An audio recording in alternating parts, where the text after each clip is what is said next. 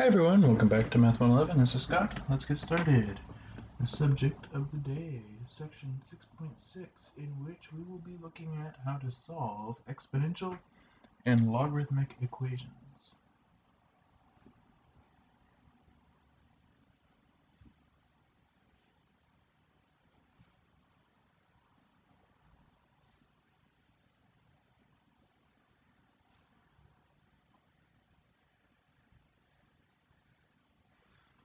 Alright, so here's the basic idea for us.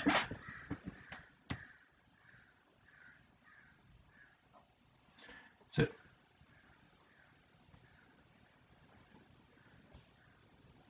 we will take an equation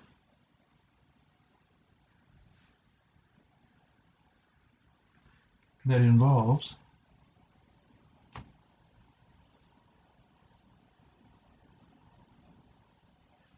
either an exponential function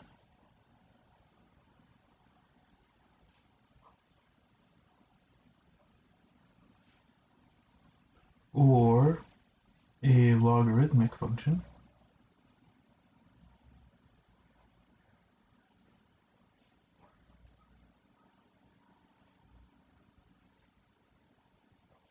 and we will solve for the variable, usually x, by. Alright, now here is going to be our overriding strategy. Step 1. We will use algebra and or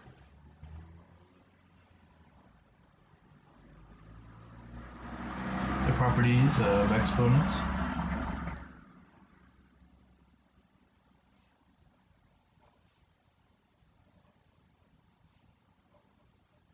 and logarithms to condense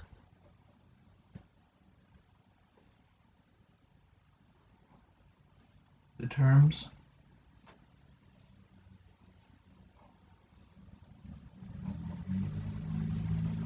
in the equation as much as possible. So ideally, what we are looking for, so the goal in this is either to get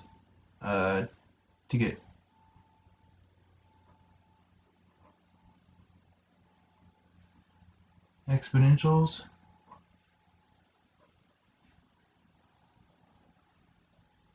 of the same base on both sides,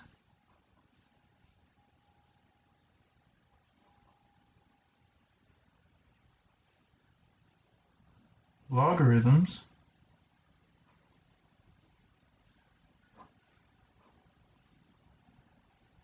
of the same base on both sides,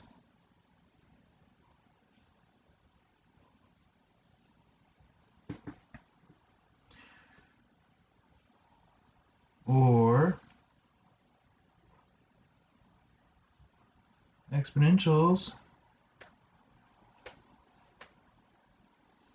on one side and a number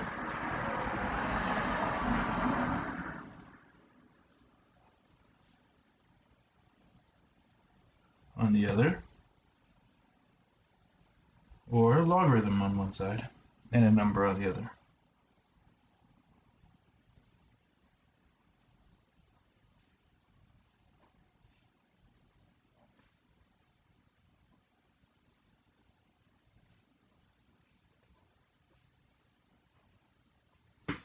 And then once we have it in one of these four forms, then our goal is, then the objective is cancel away the exponential or logarithm by using its inverse. So cancel exponentials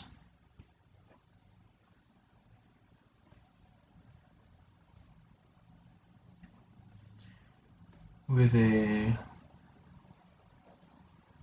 logarithm, and by default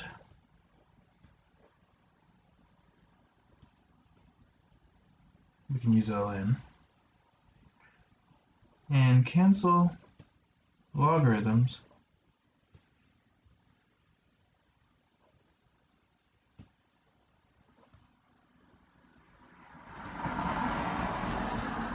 by changing to an exponential.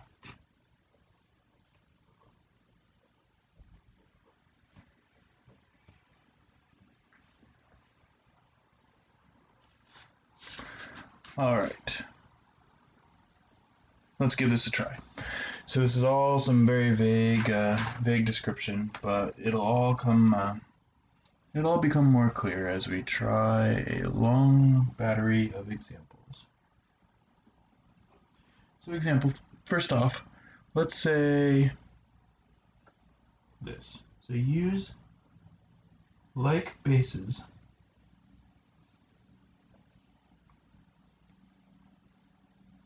to solve.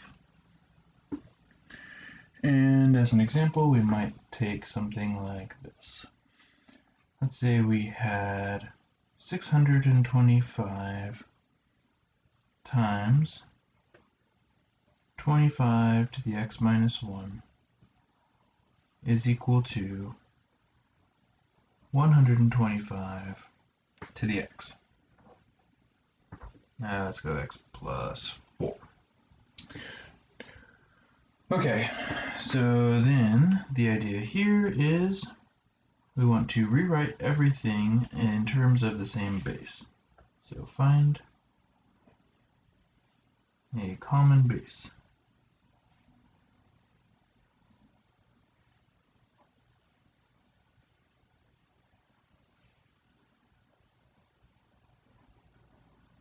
To write everything.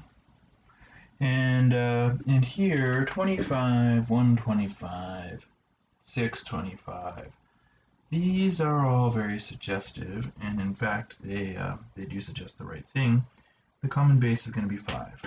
So 5 squared is 25. 5 to the third is 125. And 5 to the fourth, it turns out, is 625. So all the numbers that are in play here are all different powers of 5.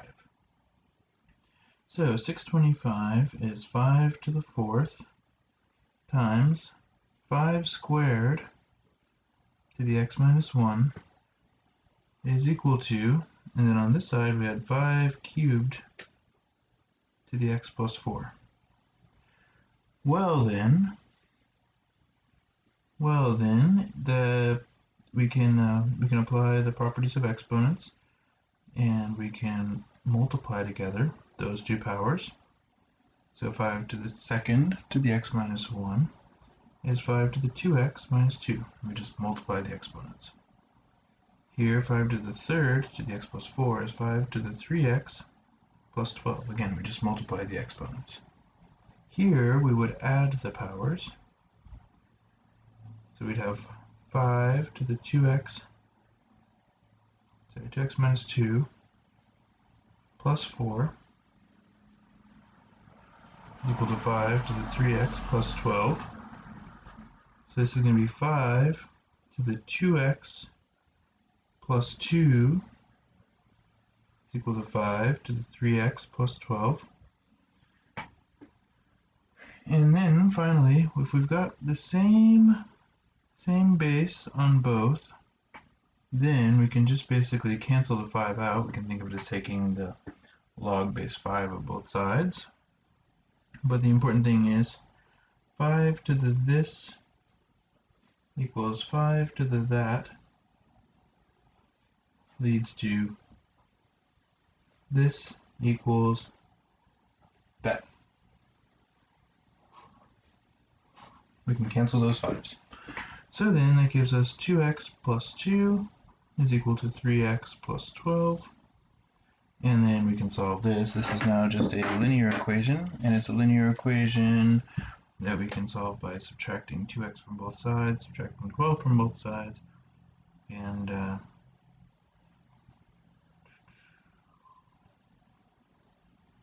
when we do, we'll get just an x on one side, we'll get a negative 10 on the other. So then, x equals negative 10 would be our answer.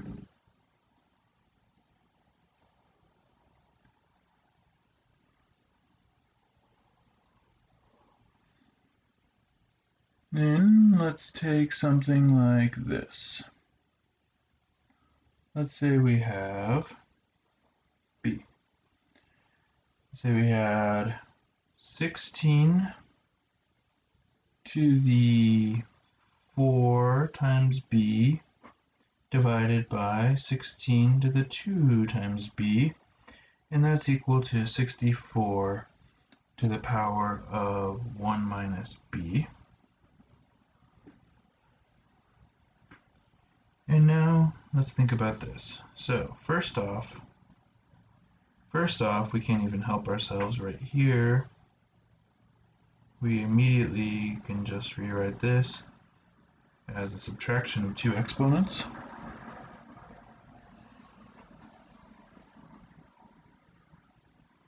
And so it's going to be 16 to the 2b equals 64 to the 1 minus b. And now we need to find the base that they all have in common. And it looks like a base of 4 is something that these are both powers of. 4 squared is 16, and then 4 to the third is equal to 64. So we've got 4 squared to the power of 2b is equal to 4 cubed to the power of 1 minus b. So that makes this 4 to the 4b on the one side, and 4 to the 3 minus 3b on the other. And here we've got 4 to the this equals 4 to the that, which means 4b equals 3 minus 3b. And then if we add both sides, we would get 7b equals 3, so b equals 3/7. And that would be the solution to that.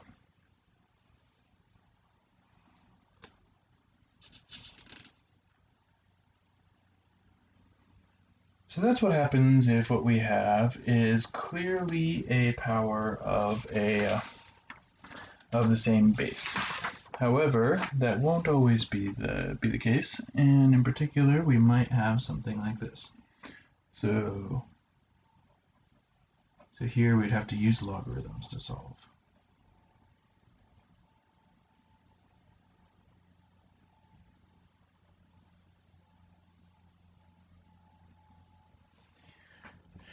And we could have, to start with, something like 12 to the x minus 5 is equal to 1. Well, if we take the, so we would want to do whatever we could to reduce this into a single naked exponential expression. And once we did, we could take the natural log of both sides,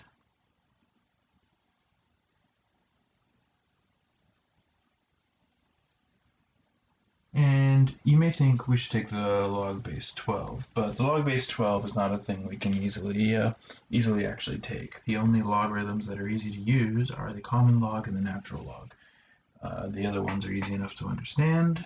They're as easy as the common and natural log to understand, but they can't be, for example, done on a calculator. And then the reason for doing this is that this then comes out to the front. We have x minus 5 times ln 12. And over here, the natural log of 1, just like every other logarithm evaluated at 1, equals 0. So then, if I divide both sides by the ln of 12, which is just a number, then I would get x minus 5 equals 0, which means x equals 5.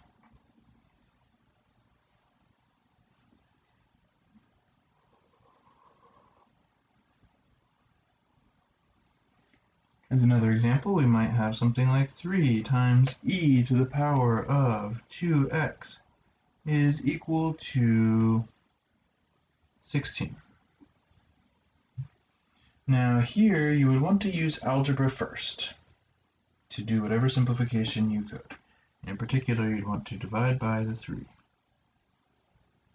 So e to the 2x then would equal 16 divided by the 3. And then you would take the natural log of both sides.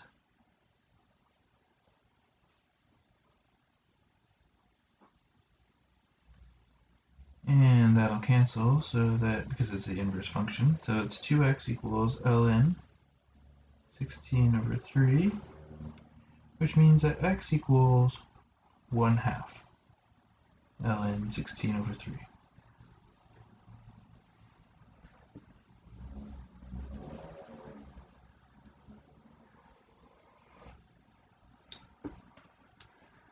Now, another twist on this might be that you have something along these lines. Let's say you had 5 times e to the 2x minus 1 plus 3 is equal to 21. So step 1 would be subtract 3 from both sides. You just do the algebra. Do the original, easy algebra first. The algebra that you knew before you ever stepped foot into this virtual classroom. And so we would have 5 e to the 2x minus 1 equals 18. Then divide by 5, and then that would give e to the 2x minus 1 is equal to 18 over 5. And then it'd be the natural log of both sides.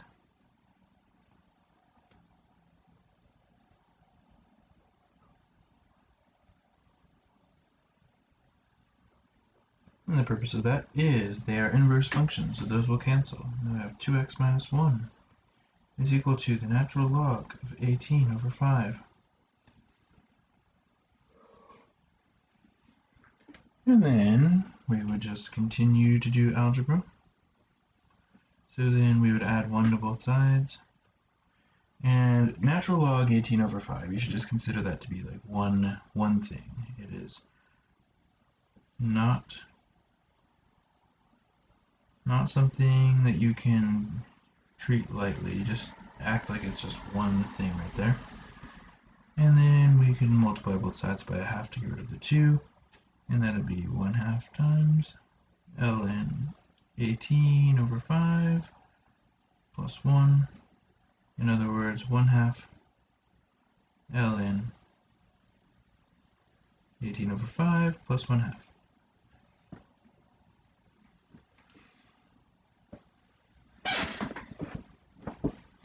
And that would be that.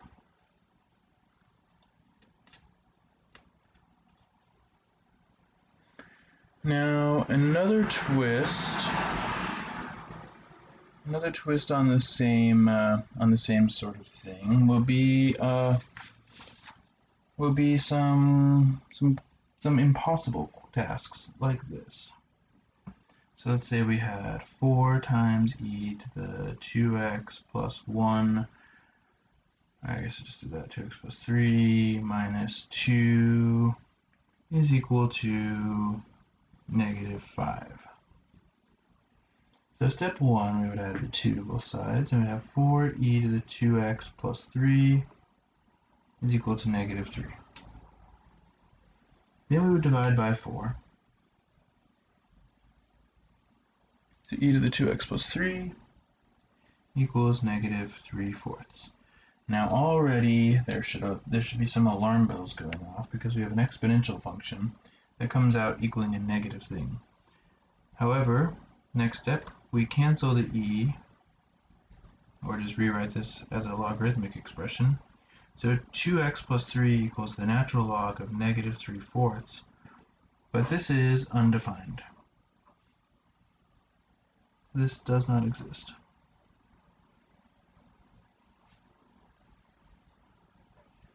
And the reason is logarithms are only defined for positive input, so there is no solution.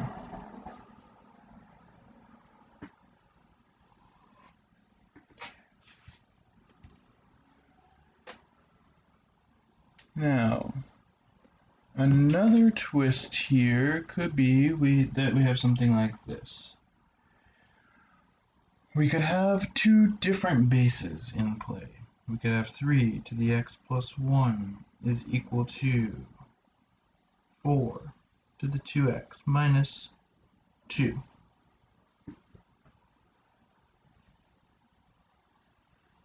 Now here, if there were anything we could do algebraically beforehand, we would. And if not, we'll just take the natural log of both sides and see what happens.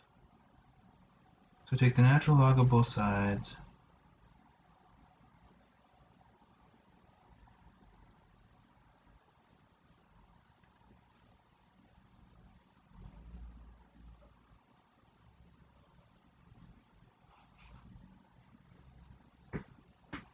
And what that does is it causes x plus 1 to come down in front times an ln 3. And a 2x minus 2 to come down in front times an ln of 4. Now here we are in a little bit of a funny situation, and what we have to do is distribute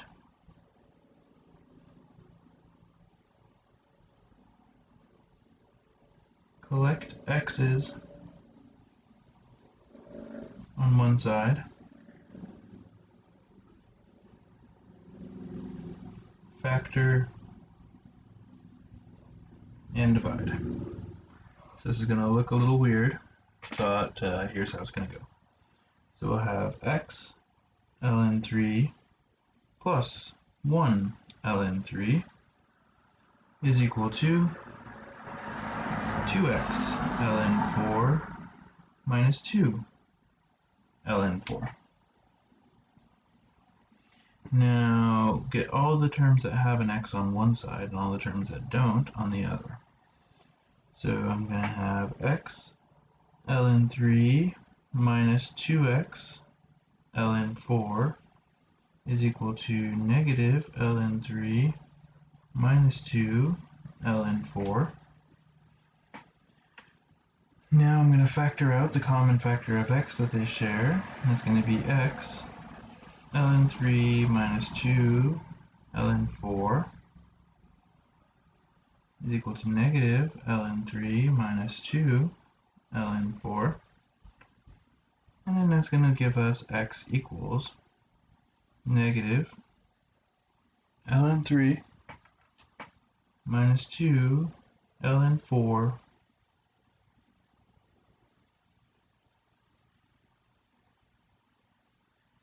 divided by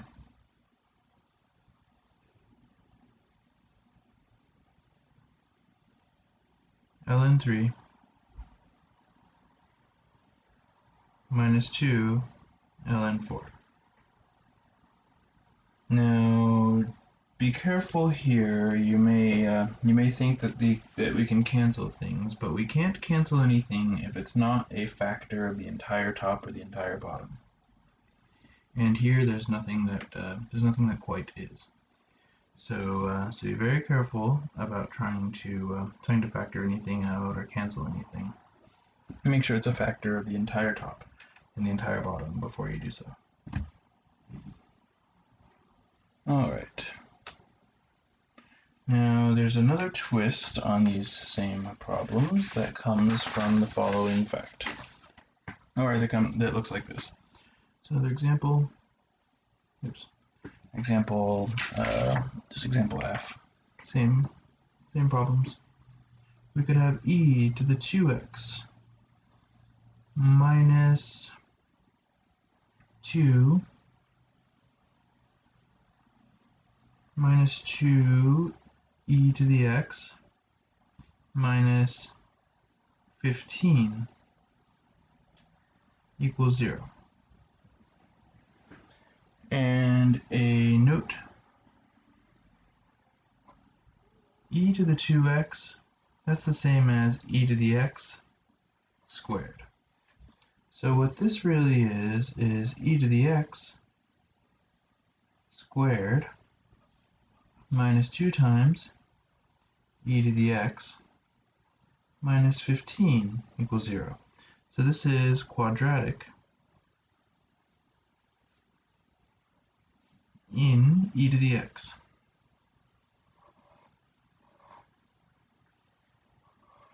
These are two separate notes. So this is a note just in general, and then this is a note about this specific problem. And so what that means is, if I can factor this, then I can solve it that way. And in fact, I can factor this. I would get e to the x minus 5 times e to the x plus 3 equals 0. So you can just factor it the ordinary way you would factor this if this had just said x squared, x, and 15. And then when we put the two pieces out, we have e to the x minus 5 equals 0, which means e to the x equals 5, which means x equals ln 5. That's one solution. And over here, what we've got is e to the x plus 3 equals 0, which means e to the x equals negative 3, which means x equals ln negative 3, but that's not defined.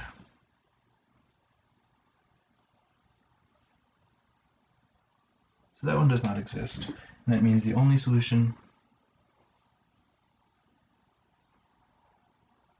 is x equals ln 5.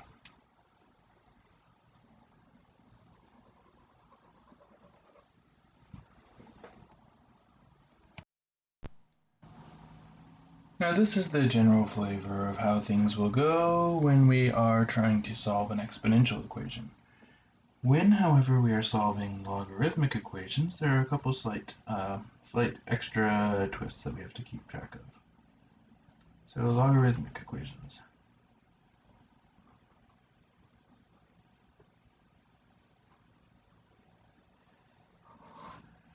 So the idea here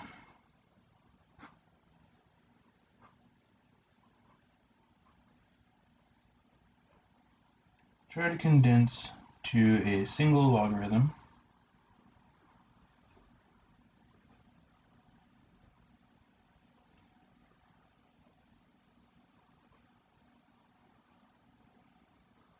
using algebra and the log properties.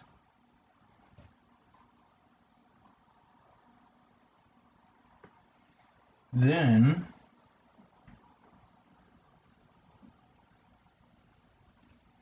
rewrite as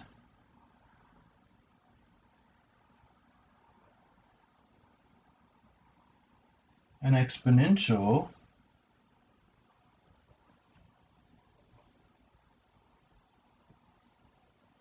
to eliminate the logarithms. Solve. However, once you have solved, then your work is not yet done, because it's possible that you can get an extraneous solution. So check whether each of your supposed solutions, supposed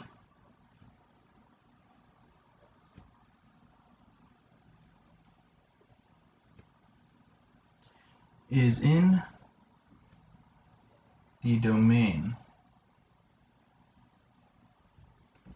of the original expression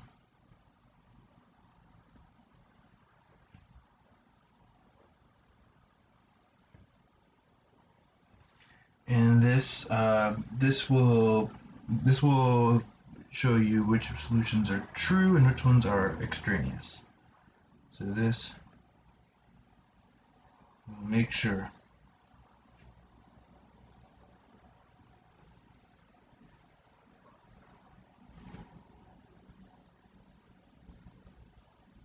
Your solutions are not, quote, extraneous.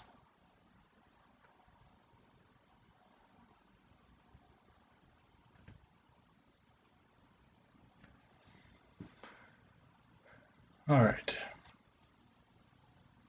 let's give this a try.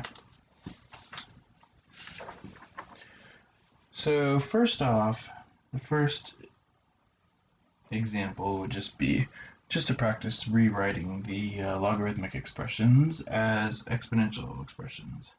So example, rewrite as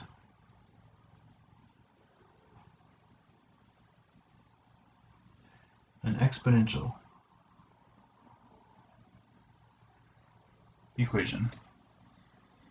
So if I told you the log base 12 of 1728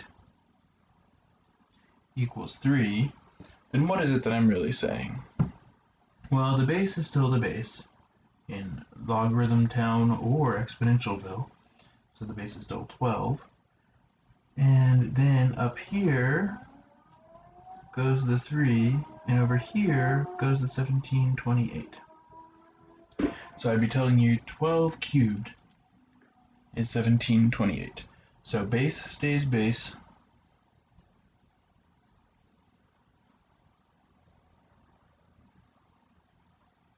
Out becomes in, and in becomes out.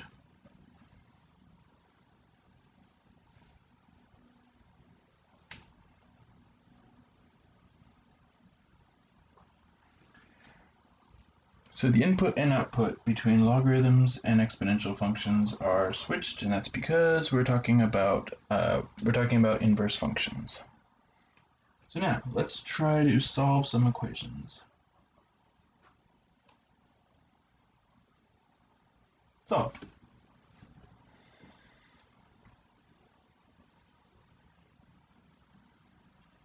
And let's say what we had was first something like 2 times the log base 3 of x is equal to 6.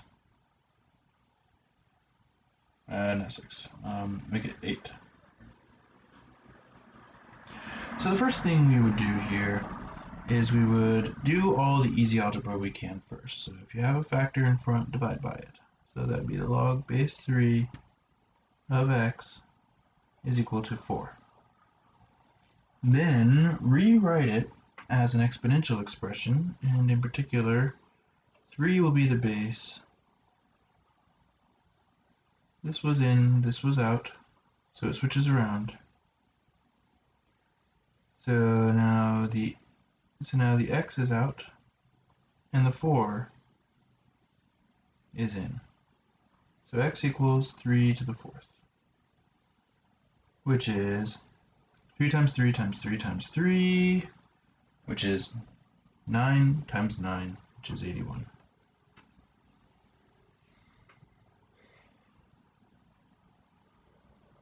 So the moral there, do whatever easy algebra you can first.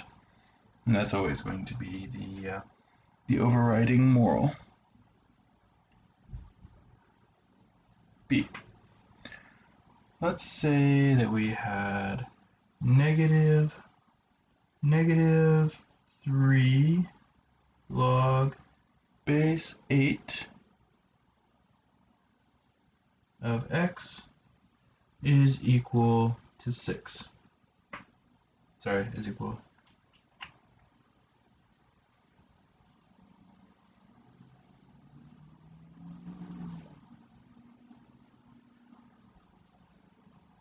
Yeah, is equal to 6, that's fine. Okay.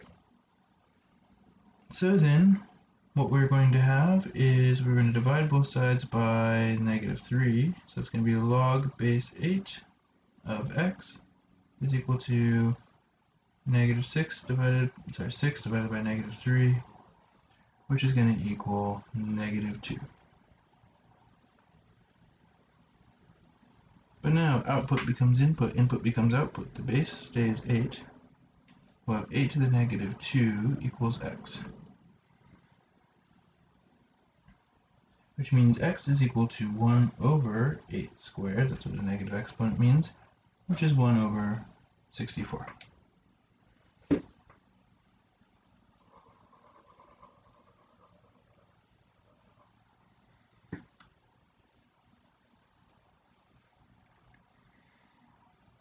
Now, let's say we had something like this.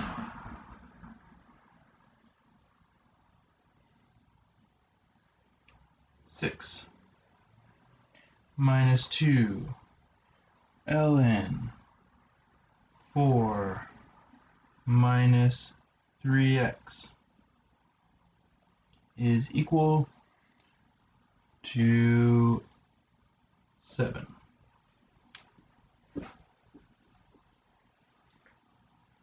Well then, we would just do again whatever easy algebra we could first. So we would subtract 6 from both sides, so it'd be -2 ln 4 minus 3x is equal to, we're subtracting 6, it's going to equal 1. And then we divide both sides by -2, or in other words, multiply by -1/2. So that's going to be natural log 4 minus 3x is equal to -1/2. Dividing both sides by the -2. And then we would rewrite it as an exponential expression, but now the base is e because it's a natural log. By definition, the ln means the natural log, that's the log base e. So it's the log whose base is Euler's number. So e to the -1/2 is equal to 4 minus 3x. And then we could just solve this for x by subtracting 4 from both sides. And we'd have -4 plus e to the -1/2 is equal to -3x. And then we could multiply both sides by -1/3. And so that's going to give us positive 4/3 minus 1/3 e to the -1/2 equals x.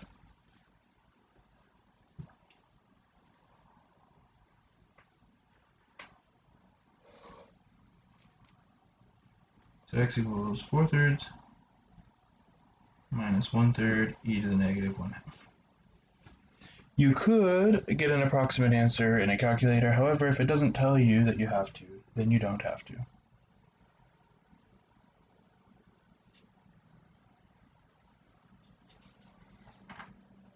Alright, now, the next step up in difficulty that we can have to deal with is something along these lines.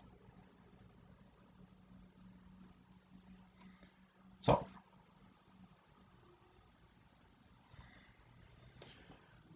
So we could have the natural log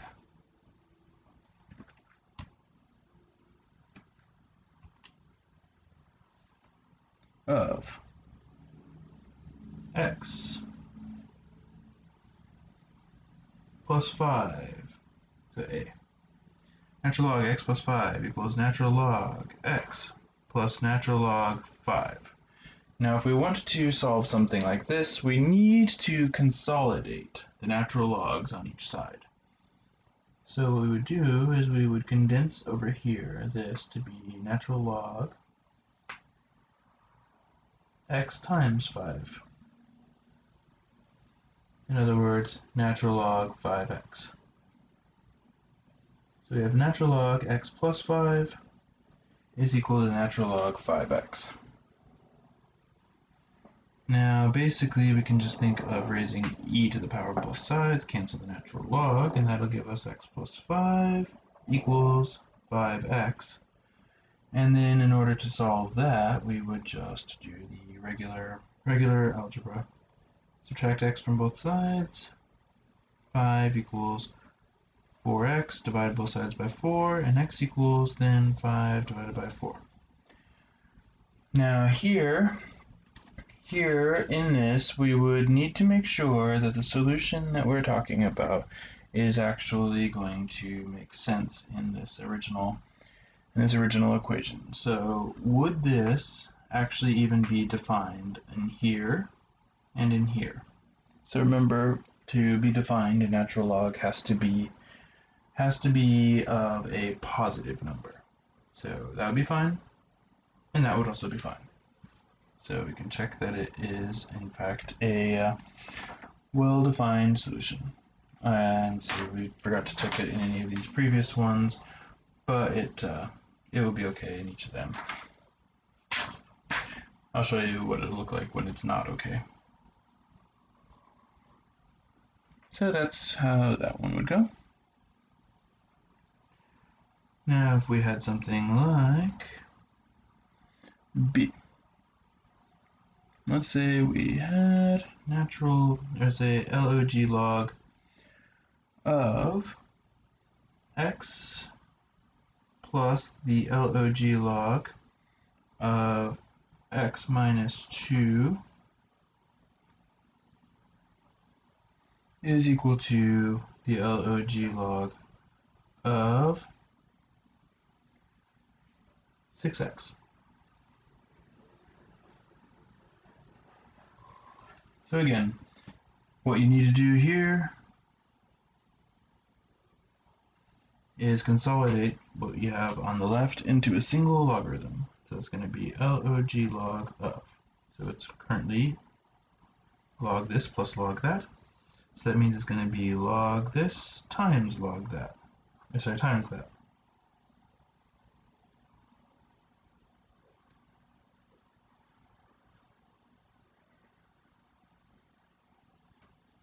And then those will cancel each other away, and we'll have an x squared minus 2x equals 6x. And the usual routine would be in effect here. We would move this over to both sides, or move this over to the left side so that all the x's are together. We have x squared minus 8x equals 0, subtracting 6x from both sides. Factor out the x, and we have x times x minus 8 equals 0.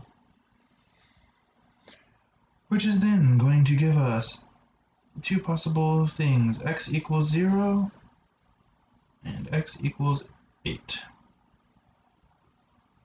But this is not defined.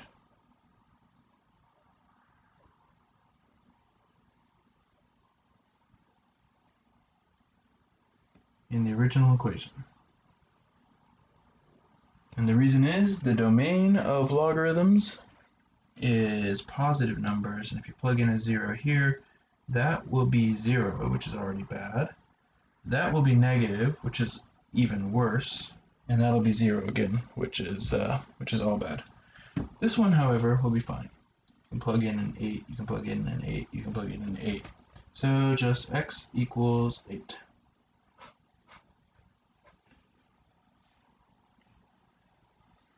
So that one is legitimate.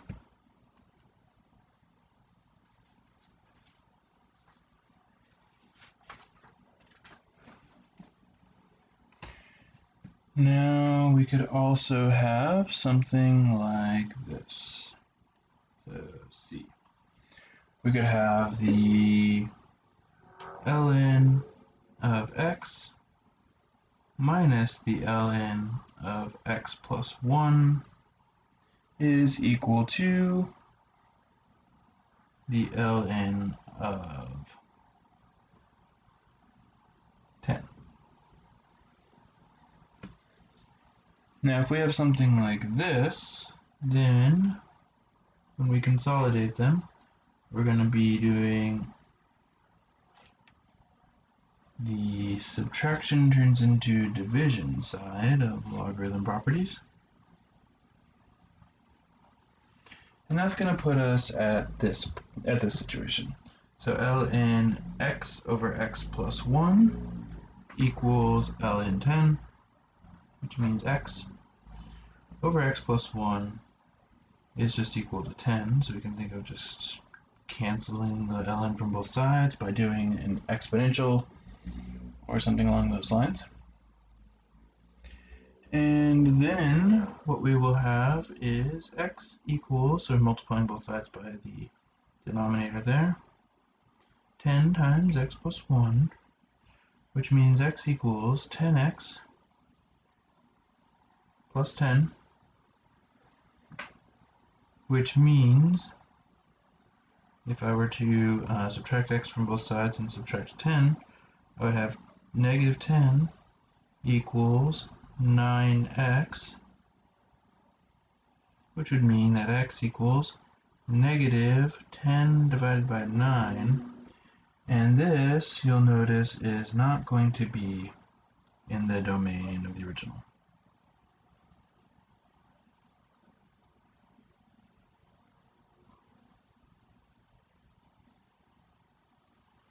So in order to be defined, the original expression has to be natural log of a positive number. So when you plug in the x, it should end up being a positive number. Would not be. Also would not be. So that means no solution.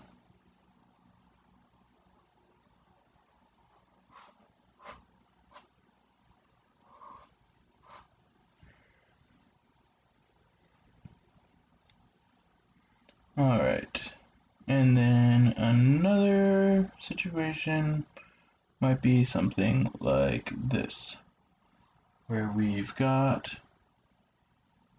d ln x plus ln x minus 2, and then we have is equal to ln 1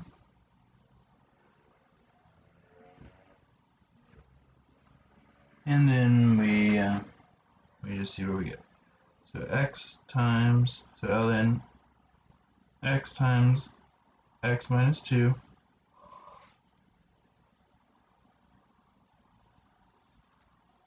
equals ln 1, which means then if those cancel each other, x squared minus 2x equals 1, which means we'd have x squared minus 2x minus 1 equals 0. Now here you would want to try to solve this by factoring it if you could, but if you couldn't, then you would need to use the quadratic formula. And that would be a quadratic formula with an a of 1, a b of negative 2, and a c of negative 1.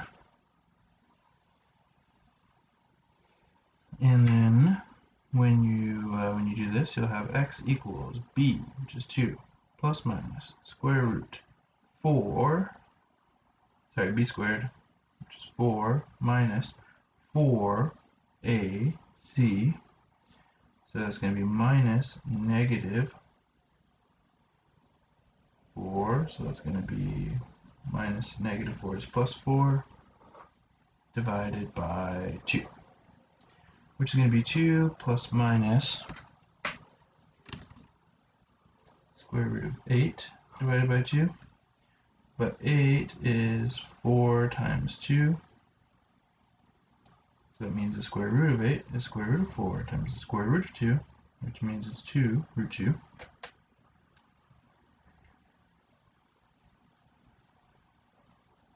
So we got 2 plus minus 2 root 2 all divided by 2.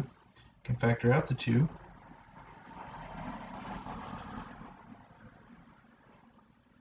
And then those cancel, and we get 1 plus square root of 2, 1 minus square root of 2.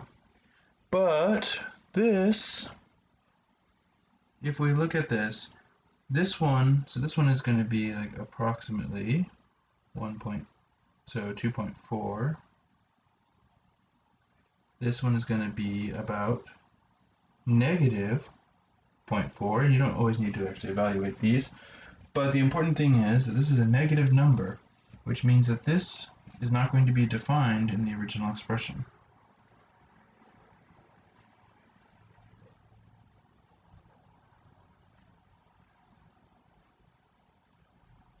This is not defined in the original, so that means only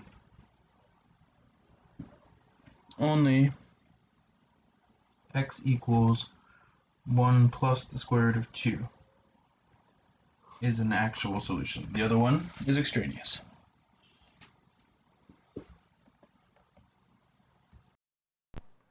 Now let's look at some application problems, in other words, word problems.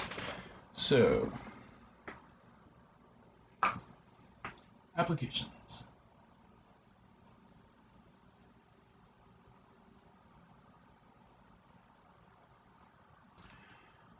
So let's just dive into some examples. These are all going to be based roughly on some formulas we've already seen, and we're just going to take them in two different directions now, reflecting the fundamental dichotomy of functions. There's evaluating and there is solving. So one example here might be something like this.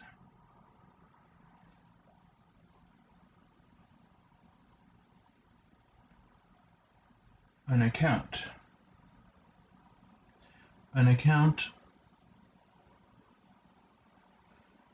earns 7.2% annual interest.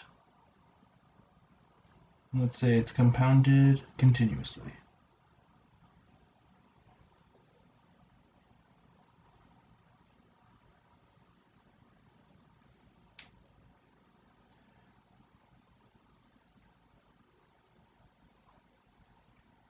Let's say actually $10,000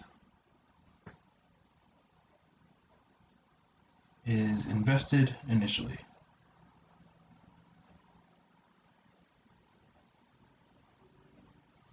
Alright, then there are two different questions we can ask along these lines. One would be, what is the balance?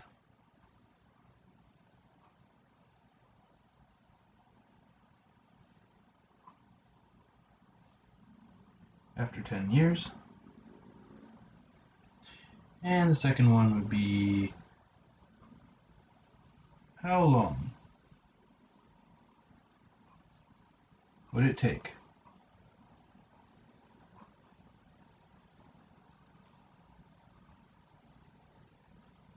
say for the balance to reach, let's say 40,000.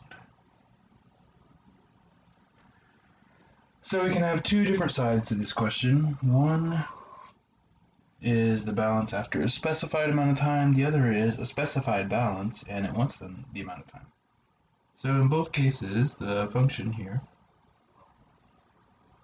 f of t, is going to be the same. It's going to be 10,000 e, because it's continuously compounded, 0.072 t. Because this is the formula for compound interest if it is continuous compounding schedule. So, for part 1, the question is just f of 10 equals what? So they've given us the time, they just want to know the money. So f of 10 is 10,000 e to the power of 0.072 times 10. Now I'm going to write this in calculator format.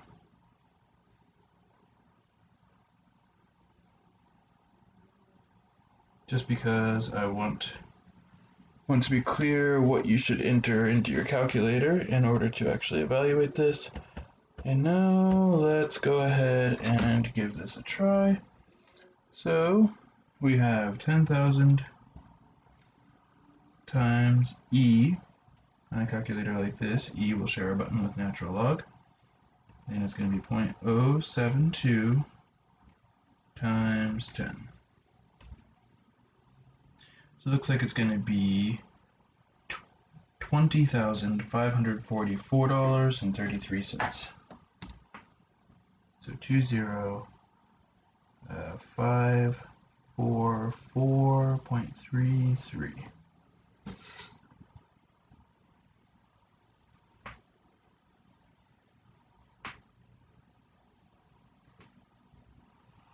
So that's the first side of things, which is the given amount of time, tell me the amount of money.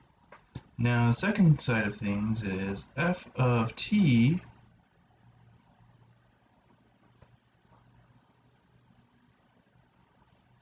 equals 40,000, and it's up to us to find the t. So this is the other side of the function coin. 40,000 is the output, and the mystery input is what we're trying to find.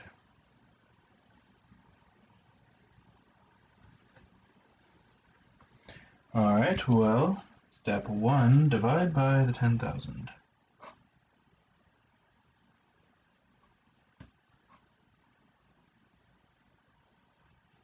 And that's going to make just 4 equals e to the 0.072t. And then just rewriting this as a natural log will give us 0.072t is equal to ln 4, which means t is equal to ln 4 divided by 0.072. Which, once again, we will go to the calculator to ascertain this number, and that's going to be, clear that, ln 4 divided by 0.072. So it looks like it's 19.25 years.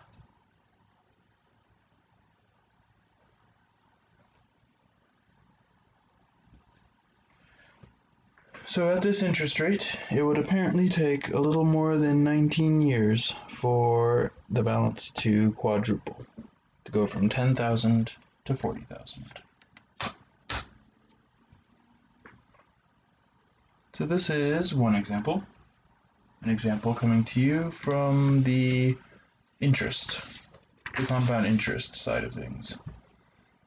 Now let's take an example from a different physical scenario. So what we have is the sound intensity.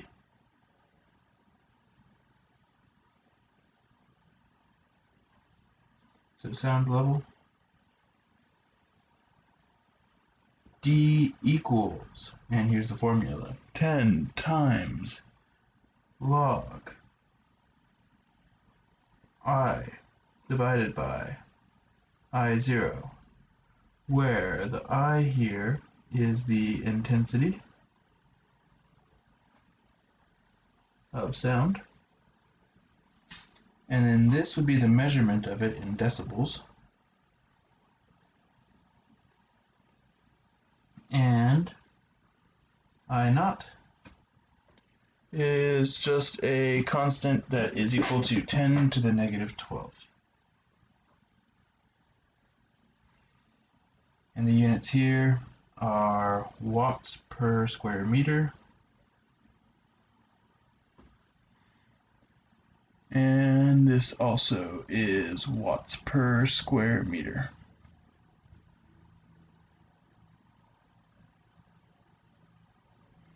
So we can ask two questions here. First question, what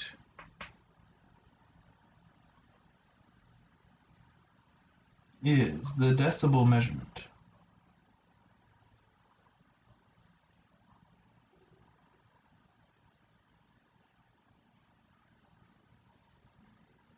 of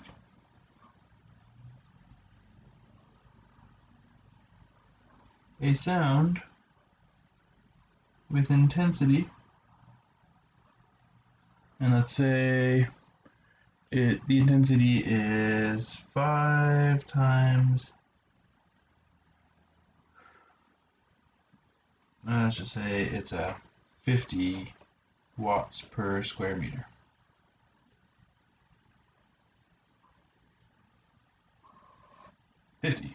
Watts per square meter. Okay, so then the question here would be I equals 50, D equals what? So D is 10 times the log, that's the log log, the common log, of our given intensity of 50 divided by 10 to the negative 12.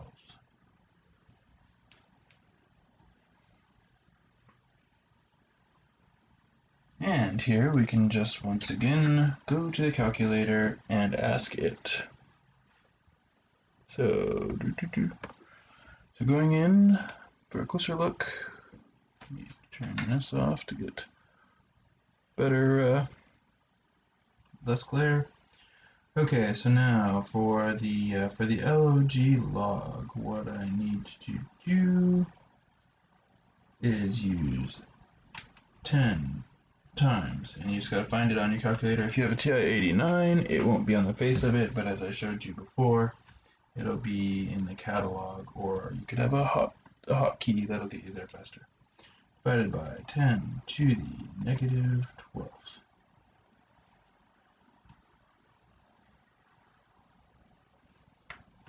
And we would get apparently a sound of 136.9897. So let's say 99.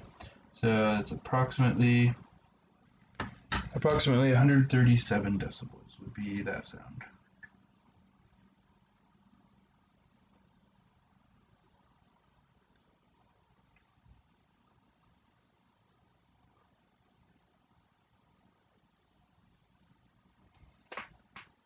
But then we can ask the reverse side of that question, and we can say, what is the sound level, or sorry, what is the intensity of a sound, let's say 30 decibels.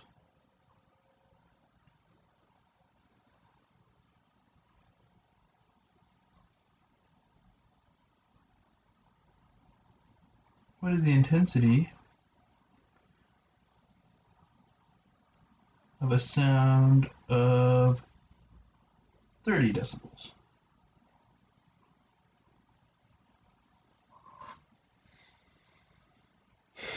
So the symbol for decibel is a lowercase d, capital B. So now it is d that is given to us as 30, and it is I that is required. So that means 30 equals 10 times the log of the mystery I divided by 10 to the negative 12th. And we would just solve this by doing the stuff that we would do. So first divide by the 10. That'll give us 3 equals log I divided by 10 to the negative 12th. And then we would rewrite this as an exponential equation. So the exponential equation would say I divided by 10 to the negative 12th is equal to 10 to the third. And then you would multiply both sides by 10 to the negative 12th.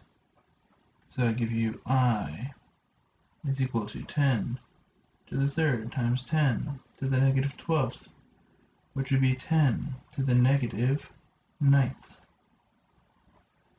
So the intensity would be 10 to the negative 9 watts per square meter.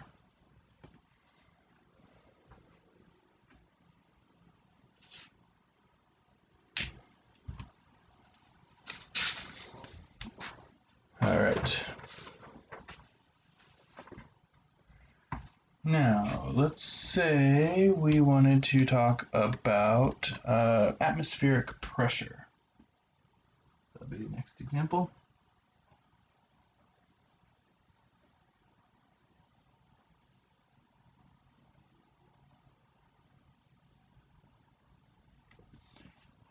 atmospheric pressure is measured in pounds per square inch.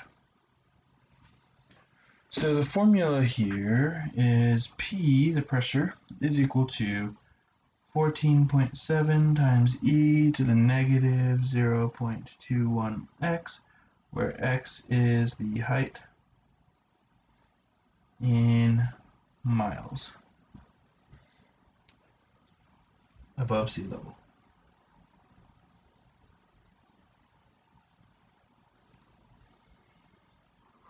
Then there could be two sides to this question. One would be find the pressure.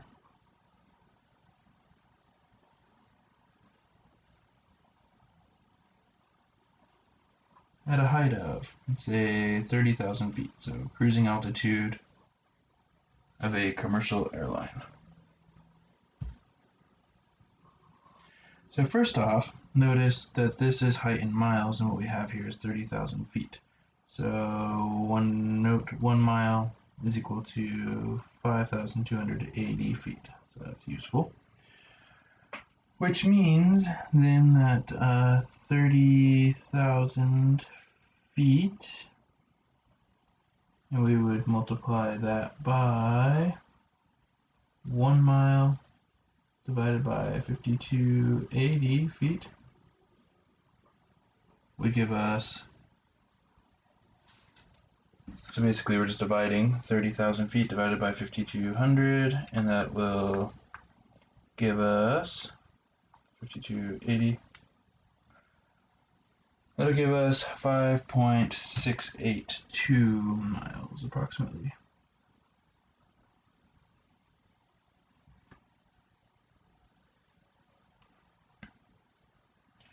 Okay.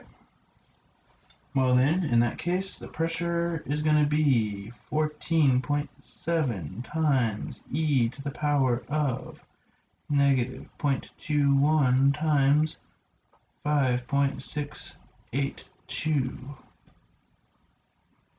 And again, this is a matter for a calculator to decide.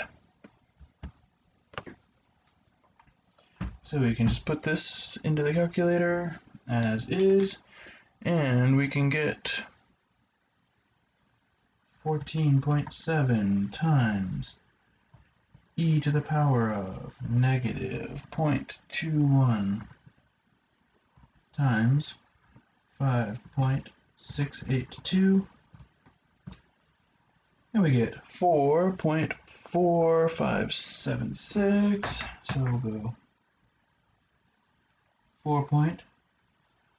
4.4, I'll go 3 decimal places, 5, 8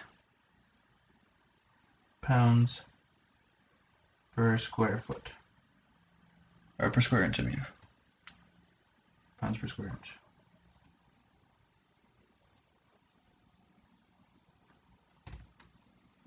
Okay.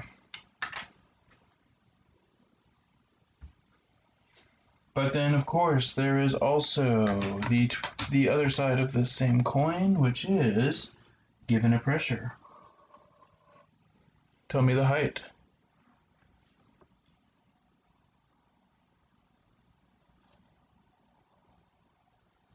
What height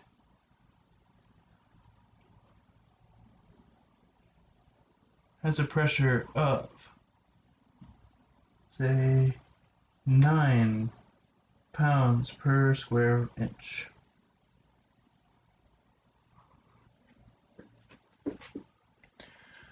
So the question now is, if we were to put the 9 equals 14.7 e to the power of negative 0.21x, we wanted to solve that for the x, we would just go through the same motions here. We would divide by that.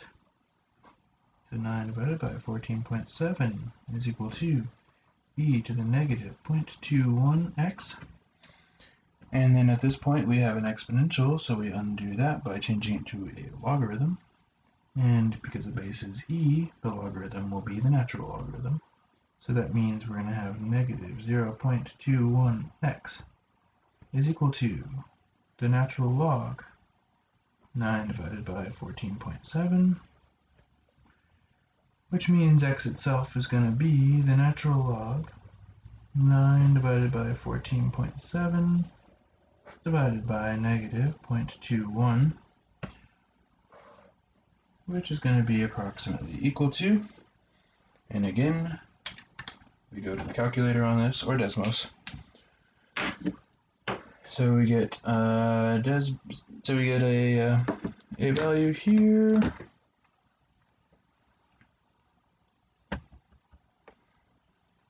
of, once again, it's natural log 9 divided by 14.7, and that in turn divided by negative 0.21, and it's 2.336 miles.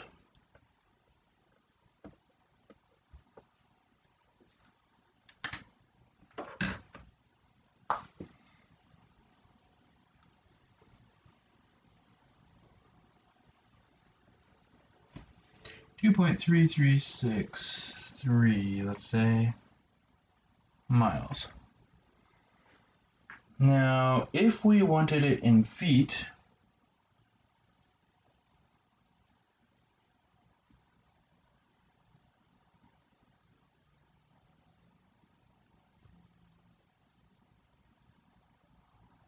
we would just multiply that answer by 5280, and the easiest way to do that is really just, once you still have it on your calculator, just type times 5280, so it's the answer.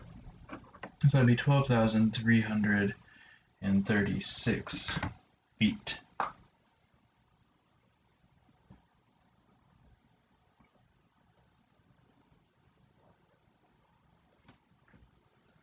So 12,000 feet would be the height if the air pressure is 9 pounds per square inch.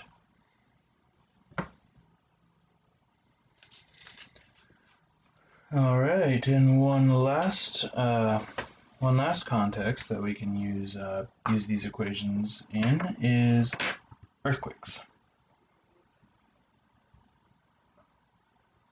So this is example D.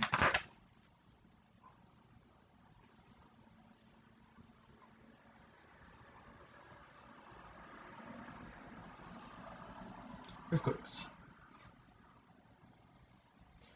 All right, so M equals 2/3 log E over E naught, where M is the magnitude in the Richter scale,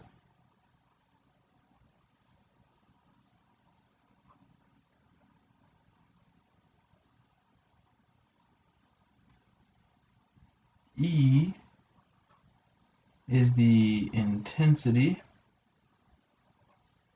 in joules, so the unit of energy,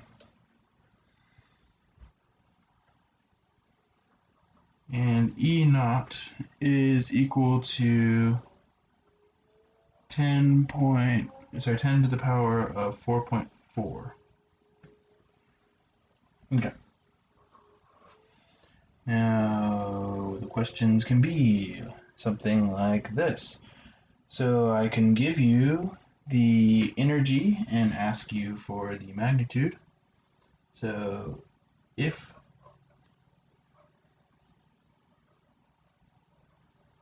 the energy is 3.0 times 10 to the 12th joules,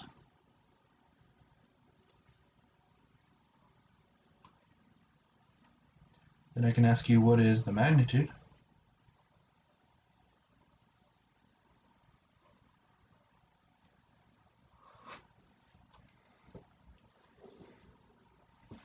And so here, specifically, m is what is wanted, and it would be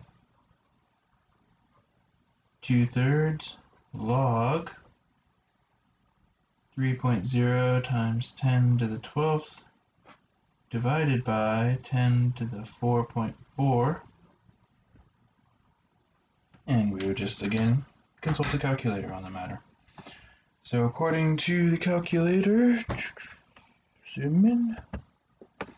According to the calculator here, we would be doing 2 divided by 3 times the log 3 times 10, then I'll have to put the 0.0 on this, times 10 to the 12th divided by 10 to the 4.4.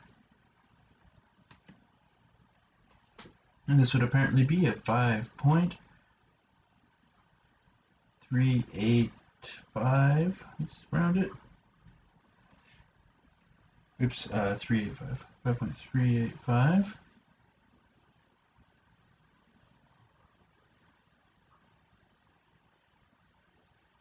On the Richter scale.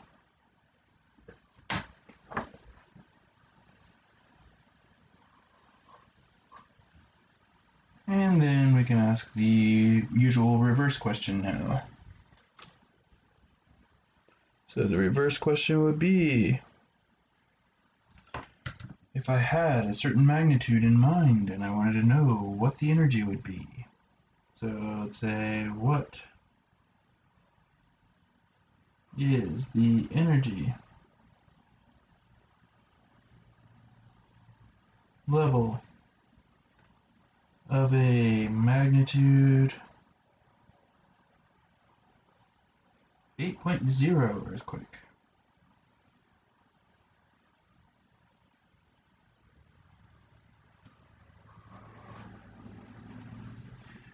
So now I know m is equal to 8.0, and it is the E that I want. Well then, 8.0 equals 2/3 log of mystery E divided by 10 to the 4.4. And we would first get rid of the 2/3 by multiplying by 3/2.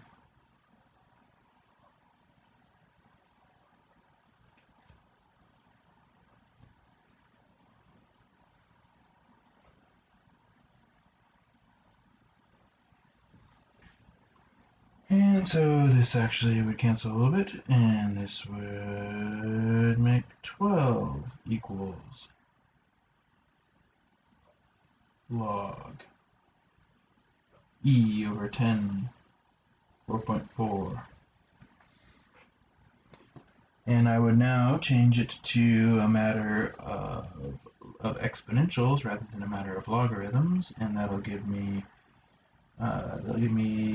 10 to the 12th is equal to E over 10 to the 4.4, just rewriting it as a matter of exponents. Then multiply both sides by that. So E equals 10 to the 12th times 10 to the 4.4, which would mean adding together those exponents. So it's going to be 10 to the 16.4, which is going to be approximately equal to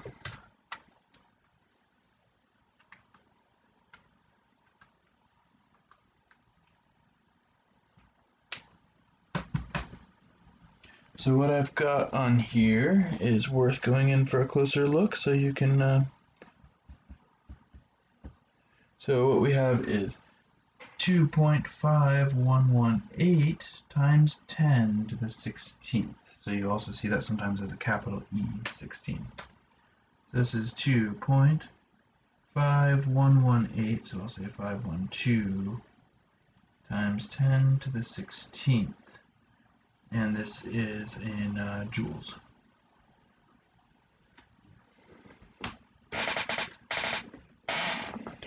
All right.